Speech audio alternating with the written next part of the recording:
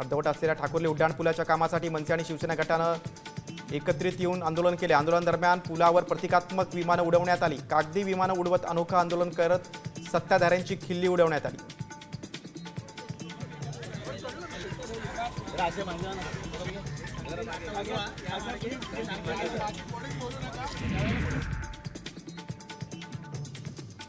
बदलापूर जवळच्या दहागाव नदीवर मित्रांसोबत पार्टी करण्यासाठी आलेला तरुण पाण्यात बुडाला। मात्र 4 दिवस उलटूनही त्या तरुणाचा शोध लागला नाही।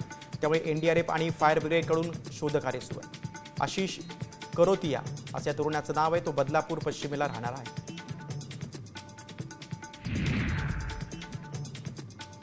कल्याणमध्ये एका आरोपीनं चक्क कोर्टाची फसवणूक केली। बलात्कार प्रकरणातील या आरोपीनं बनावट कागदपत्र सादर करत जामीन मिळवला। पीडित महिलेनं स्वतः पोलिसांच्या मदतीनं पुरावे गोळा करत हे प्रकरण उघडकीस आणले। कल्याण न्यायालयानं आरोपी बलराज सिंगचा जामीन रद्द करत नॉन बेलेबल वॉरंट जारी केले। नवी मुंबई पालिकेच्या शाळेमध्ये शिक्षक नसल्यामुळे पालिका आयुक्तांच्या दालनाबाहेर पालकांचं आंदोलन सुरू आहे। पालिकेच्या काही शाळा अजूनही सुरू झाल्या नाहीत। तसंच शिक्षक नसल्यामुळे अखेर विद्यार्थी, पालक आणि माजी नगरसेवकांनी आंदोलन केलं।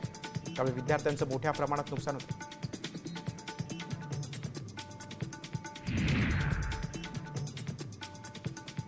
बदलापुरातील रिक्षाचालकांनी शिस्त न पाळल्यास त्यांच्यावर कारवाईचा इशारा वाहतूक शाखेनं दिला। रांगेत प्रवासी घेणं, युनिफॉर्म तसंच वाहतुकीच्या नियमांचं पालन करण्याचं आवाहन देखील केलं।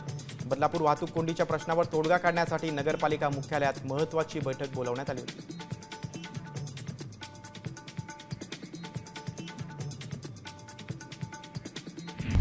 आता isakal.com आहे देशातील नंबर 1 ची मराठी न्यूज वेबसाईट। प्रत्येक अपडेटसाठी isakal.com ला नक्की भेट द्या।